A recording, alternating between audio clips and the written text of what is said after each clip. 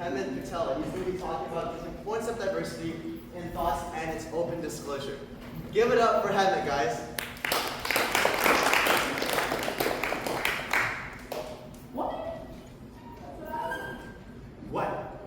When was the last time you truly salvaged a thought and made it your own, turning it over in your mind, questioning it, pushing back against it? I mean, really, think about it. Right? That's independent thoughts. The ability to create your own insights and your own values based off of logic and reasoning of your own.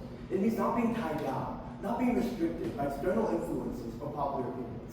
And it is the key to maintaining diversity of ideas, which keeps society rich, vibrant, and thriving. So here's the problem. Oftentimes, diversity of ideas lead to conflicting ideas, and these conflicting ideas lead to disagreements.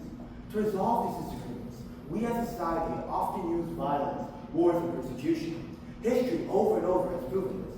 I mean, look at the Russian Civil War. It was a war between the Bolsheviks and the White Movement. The Bolsheviks wanted to retain communism within Russia, whilst the White Movement was this loosely defined political ideology or alliance that wanted to eradicate all forms of Bolsheviks and their control over Russia. And it was this disagreement that led to the ultimate deaths of an estimated 7 to 12 million people. This is the real human consequence, the real human tragedy that occurred because of disagreements. But there's a solution. And that solution is to conduct debates for disagreements. See, debates filled with intellectual reasoning and curiosity. Because when we do this, we will build a society that is strong enough, and we will introduce what I like to call the golden check. See, the golden check is this idea that all ideologies and concepts within a society go through a phase of resistance. They go through a phase of scrutiny and resistance by people who do not believe in the same views. And what this will do is it will manifest a society that fosters critical thought. And the reason for this is to actually debate or actually challenge an idea. You need to understand that idea at a deep conceptual level. You need to analyze different thoughts within literature that surrounds that idea. And all of this will lead to a society which conditions their minds to become more analytical and think deeper, fostering critical ideas. So I talk about this. I talk about critical thoughts, ideologies, I talk about engaging in conflicting ideas and diverse ideas. But why does this matter? Why should you care? Because it holds decision makers accountable. See, when we create a society where we actually engage in conflicting ideas and we engage in debates, the golden check, which is the challenging of ideas, will go through the decision makers. The decision makers who make decisions that affect our day-to-day lives, they don't have to undergo the same challenging of ideas. They'll have to undergo the same resistance, scrutiny by people. And this will highlight different intellectual vulnerabilities or weaknesses within the ideology, fostering a society which builds decisions that benefit everyone within it. Now, let's say if we lose debates. Let's say if we lose this ability or willingness to engage in conflicting ideas. What do we risk? Well, we risk conforming into a confirmation bias. See, confirmation bias is this idea that all ideologies and concepts which conflict your own ideas, they're ignored.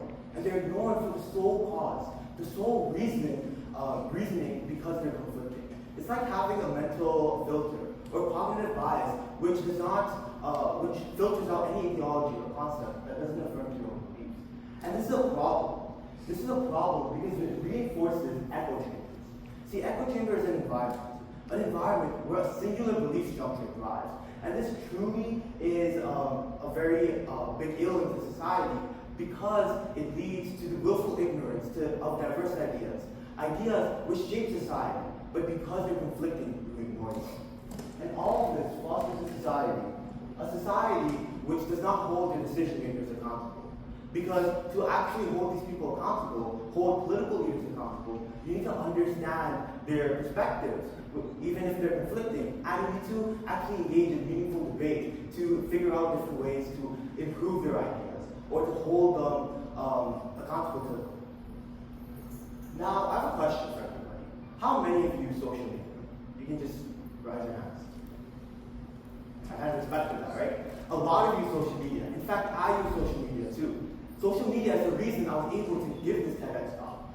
But there's a problem with social media. And that problem is that it reinforces an echo chamber.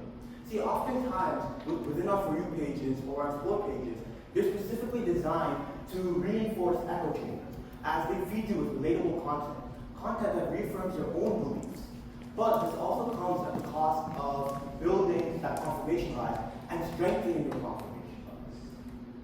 But if we engage in conflicting views that do not align with our own within these social media platforms, then these For You pages or these Explore algorithms, they'll be able to feed you with these type of content. And so you can meaningfully engage in the golden chat.